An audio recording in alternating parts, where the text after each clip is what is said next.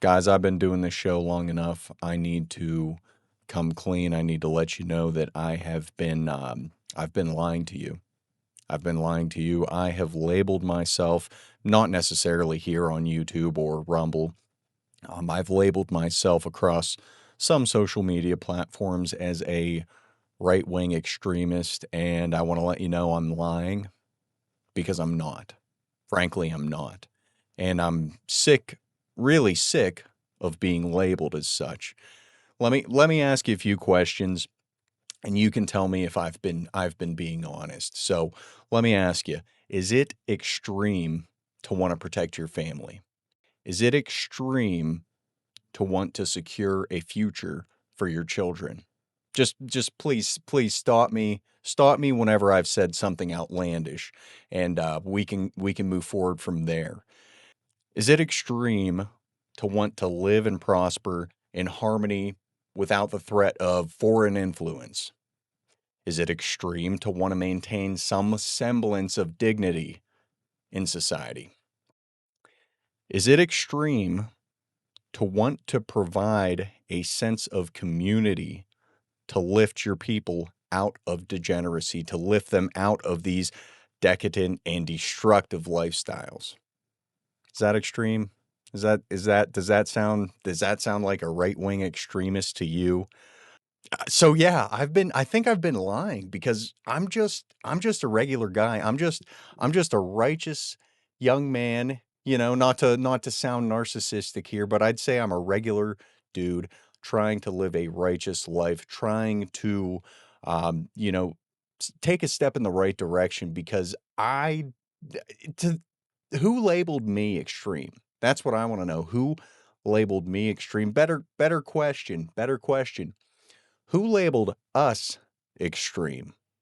And I know that we're not sitting across from one another, even though I try to give that experience for you guys because I do like hanging out with you. And I know that this is more of a rhetorical questions that I'm asking you guys because I don't have that one-on-one with you right now. But I would venture to say that the world has made me this way. And you might think, well, Adam, that's a great thing because guess what, dude? You, from what I'm hearing, you are an outstanding guy. You take care of yourself, you look like you're healthy, et cetera, et cetera. But the world has made me this way. The world has pushed me to want to advocate for these things because I cannot sit idly by while I see this social decay every day of my life. Frankly, I am getting sick of it. So I apologize. I apologize for lying to you about being a right-wing extremist because dude, I'm just a regular guy that wants the best for his family and the best for his people and the best for his nation. Cue the intro. Hello, and welcome back to another episode of Mainstream Dissident. My name is Adam, and I'll be your host. This episode is being recorded on December 3rd, 2025. And guys, remember, if you like what you hear today, go ahead and click that like button, leave a comment, subscribe to the channel. It really does help, guys. I wanted to thank you at the beginning of this episode and tell you, hey, dude, guys, thank you very much for the subs on YouTube and the subs on Rumble. I am just taking off here, and it is great to see. I'm glad that I can provide at least somewhat of a quality production for you guys. Don't forget the affiliate links down there. Blah blah blah. Shilling. I'm actually at the end of this. I will tell you a special announcement about Antelope Hill here at the end of this episode, but. The premise of this episode, I don't want you guys to get the wrong impression about everything like that cold open. Dude, I did not want to be dooming and glooming because I am not upset by any means. I don't want you to think like, holy crap, mainstream's lost it. He's feeling some type of way. He's feeling down in the dumps. Not at all. Not at all. I don't want you guys to get confused. I'm actually uplifted and I am feeling great. I am feeling great, boys. And I'm not trying to give mixed messages here, but really think about that for a second. Really think about that. How extreme are these things? Like seriously. I am labeled extreme for wanting a traditional lifestyle. You gotta be kidding me. That is asinine. But because it's not the status quo anymore, because it's not the norm, now all of a sudden, guys like me, guys like you, we are considered extremists because we want to live traditional lives. It's completely upside down from reality. And that's one thing that I want to do. I want to get back to reality, and I think that's something we should all strive to do. Whether or not the road may be difficult or not, we need to have that sense of, like I said in the opening, I think we need to have that sense of dignity. We need to have that sense of pride in ourselves, not a selfish pride or a vanity of sorts, but a pride in who you are and what you can do and what you have accomplished and what you will accomplish. We are very goal oriented people. And whenever I say we, I do say we a lot, not just you and I sitting across from one another, but we as in white people. And if you're not white watching this, just so you're aware, I am a white advocate. I advocate for white people, but guess what? Because I'm white, if you haven't noticed, don't worry, Italian guys, I won't be too hard on you because guess what? You're white too. I believe in you. But as I have been, in this space, so to speak, I've been gaining a decent following on Twitter. I think I'm almost up to like 3,000 followers. And I have really been pushing for white advocacy, white European advocacy, anyone of European descent. No, not you, Somalian migrant that just moved into Europe like a week ago because you claimed refugee status. Not you. I'm talking about real people with European descent who have conquered and civilized nations over millennia. And, 95% of inventions, you name it, we have been just honestly, we've been killing it up until this last century. Ever since like 1945-ish, we've just been struggling, and I can't put two and two together. But either way, as I have been a budding white advocate, if you will, and have adopted the lifestyle of National Socialism, which I'll touch more on in housekeeping along with the Antelope Hill thing. We'll get to that later. But as I've been in this space and I've been growing, I have been kind of thinking that trying to save the white race is like trying to save the pandas, dude. It really is. Okay, so we have all these people out here and we just don't want to survive. Not you and me, we get it. We get it. We're on the same team. However, the rest of us, it's like, what are you guys do you want to go extinct? Do you want your children to go extinct? Do you want to be completely wiped out? Because that's how you're acting like it. Like, dude, we've gotten to the point to where we're delaying childbearing for so long that we're having to resort to artificial insemination just to have a chance of survival, just to have a chance of procreating. And yes, I know that, oh no, oh, I had kids young, Adam. Well, I'm not talking about you. I'm talking about the rest of everyone.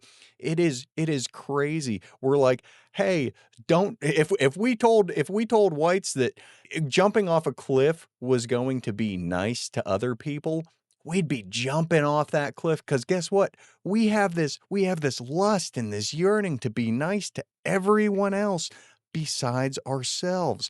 And it's prove me wrong. Go ahead, try and prove me wrong. Now, we don't have to be completely rude to every other race out there to advocate for our own.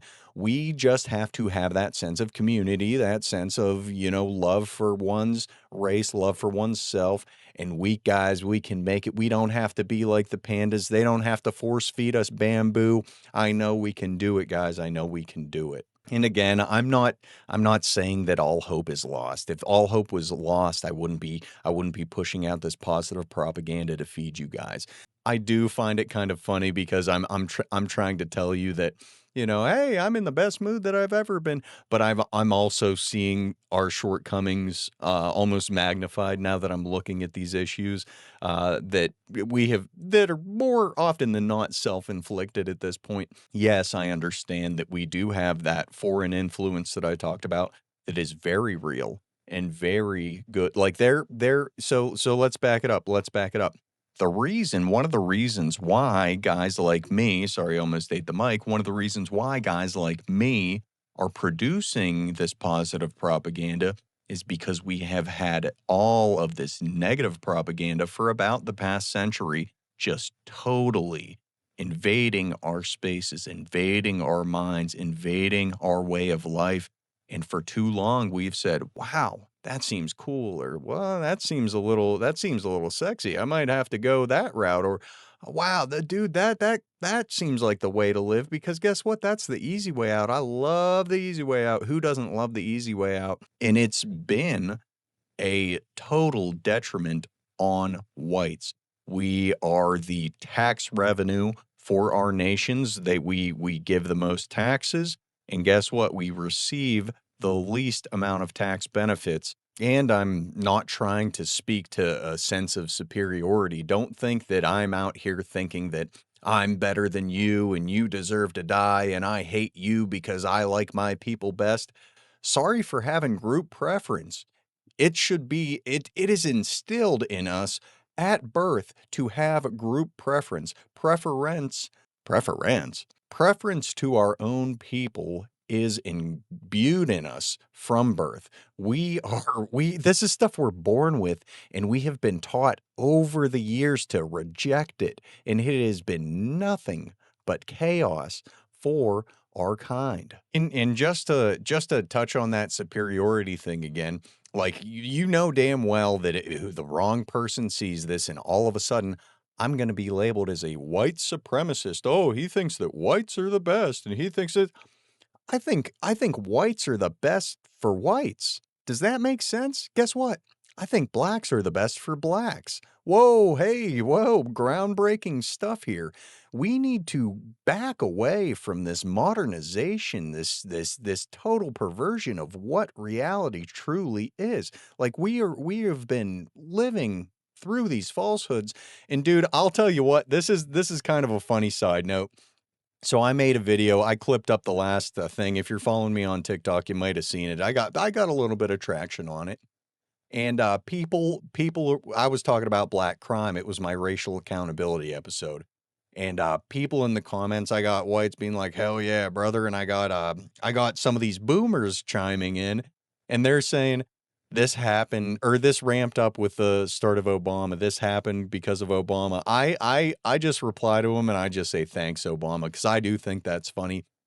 And while I do think that, that president did have an impact on the cultural shift that we have been experiencing, I think that it also coincides with the fact that smartphones became available right around, I think, '07, '08 is when smartphones really, really came up to speed and everyone could buy them. Guess what? Now everyone had a phone in their pocket that could record real life. So it's not so much so that things were ramping up, it's that the things that were happening all around us all along were finally being exposed. So people always say, well, online's not real life. Did you experience that in person or did you just see that online? Hey, guess what? Online is just recorded real life. And yeah, don't hit me with the AI slop. I know AI slop is on the rise here. But these things that we have been witnessing online, whether it's black crime or whether it's, white druggies in Philadelphia all leaning over themselves, these things are now being documented for us to be exposed to. And whether that's a positive thing or a negative thing is up to you and it's up to me because we can sit back and we can say, oh no, the world's ending. I can't do this anymore because the world's so bad out there. Hello. Or you guys out there, just like I've decided to do, can say, no, enough is enough. We are here to move forward and we are here to be better because that's the only way. Guys, that's the only way. Think about it. Think about the alternative to becoming better. Becoming worse? Yeah. Oh, yeah. Hey, I made a goal list today, and guess what? I want to become worse. I want to become a shittier person. Said no one ever, and if you do, that's a little messed up there. You might want to. That's the only time I'm gonna advocate for you going to a therapist is if you have this suicidal altruism that I was talking about earlier. Like, I think these people should be examined, delicately. But I know, guys, I know with my increased followers, I'm practically famous now. I have above 300 followers on YouTube. You guys are probably going to want to see more content from me. And we're going to get into some housekeeping here. This is something I can tell you right now. I have a full-time job. I have a bunch of home projects going on. I do love making content for you. However, I also have obligations outside of here, obligations that are I will actually share with you some here eventually. But I have obligations, so this is just going to be a little bite-sized episode here for you to tide you over into the future. Now, one thing that I have cooking, Antelope Hill actually reached out to me, and we are kind of talking about me doing a book review. And they sent me a book, and I am going to show you. I'm going to give you a little sneak preview here, up and coming. I would assume that this would be my next solo episode. I'm going to attempt to be putting out an episode for you guys at least once a week. I like to do that. Ideally, I think it'd be cool if I did it twice a week, but we're thinking for the future, one episode a week, and then maybe a live stream, or definitely a live stream per week, and then maybe one episode. I have to kind of figure it out here. The pre-recorded stuff is a little easier for me because I can just do it, I can edit, I can schedule, etc., etc. I feel like it also does give you guys a little bit more quality. But the cool shit about live streaming would be I actually get to talk to you guys, and we get to shoot the breeze back and forth. I'm trying not to curse, but man, that lingo, it just comes so naturally to me. Now, instead of beating around the bush, let's go ahead, and I'm gonna have to blur out what I am about to show you. Ooh, there's the book. Okay, so guys, I have with me here, and we're gonna just cover it, and then boom, it is Rise of the Reich. And this is a new addition to Antelope Hill's catalog. And guys, holy crap. I'll give you a sneak preview here before I actually go in depth. This is the prequel of the prequel of the prequel. It has history since the glacial period in Europe. It is crazy. It's nothing like I expected because, guys, I read The Rise of the NSDAP. I read Battle for Berlin, etc., etc. I was like, "No, okay, it's going to be another one of them books," which I love, but you know what I mean? Like, been there, read that. However, this has some pretty cool information in it. If you guys want to snag it ahead of time, go ahead and you can. I'm not going to stop you. Or you can wait until I produce the review on it. It is some it is so far so good. I'm about 2/3 of the way through, so I'm going to be working on the review here shortly. That's the first thing I want to tell you guys, along with the potential live streaming schedule or the lack of videos. I'm going to try for you guys. I really am. Now, something else that I wanted to touch on is the fact that I'm actually going to be getting a little more in depth. I gotta figure out the whole YouTube thing. And I think I said in the last episode here, Rumble exclusives, depending on the reaction from YouTube in general, um, I am going to be talking more about National Socialism. If you look in my bio, it says Christian National Socialist, and I want to kind of expound upon these ideals and keep you guys informed. I'm not trying to get you guys to agree with me. Let me just throw that out there. I'm not trying to get you guys to agree with me necessarily. I'm trying to get you guys educated, just so you know, so you have a little bit of knowledge to help you along the way. Maybe talk about the 25 points of the NSDAP. I think it would be cool to do a series on that. Now, if you guys have been watching so far, go ahead and comment down below if you guys want me to go through point by point and talk about the 25 points of the NSDAP. I think that would be interesting. I've thought about tossing the idea around If I did that series, I could go ahead and maybe do 1 point per episode, or I could do a live stream and we could touch on points 1 and 2 and how we could modernize them. At that point, I would be reading the chat. It would be sort of an interactive episode. But yeah, that's something in the works. I wanna find out how I can make that the best quality with the most information, and that way everybody's happy, including you, including me, and we can move forward from there. Um, touching again on the fact that this is a hobby, it really is, and I've said it before, and I'll say it again. It's not about the money. It's about sending a message. And I really mean that. I really do mean that because dude, I, if I don't make anything on this, I still want to put out content because it's not content. It's not content to be like, oh, look at me. I could do this. I found out that I kinda have the gift of gab. I can piece these things together and at least speak to them somewhat. So why not benefit both of us by saying, "Hey, here's a little something I wanna treat you guys. We can discuss." I really appreciate all of you that have reached out to me on X because guess what? It's cool to toss ideas back and forth from one another. If you can't do it in real life, you do it online. And if you're only doing it online, bring that shit into real life. Let me tell you, it is life changing. So, this short episode is coming to an end, and I just wanted to thank you again for all the new subs. Audio only guys, you're awesome.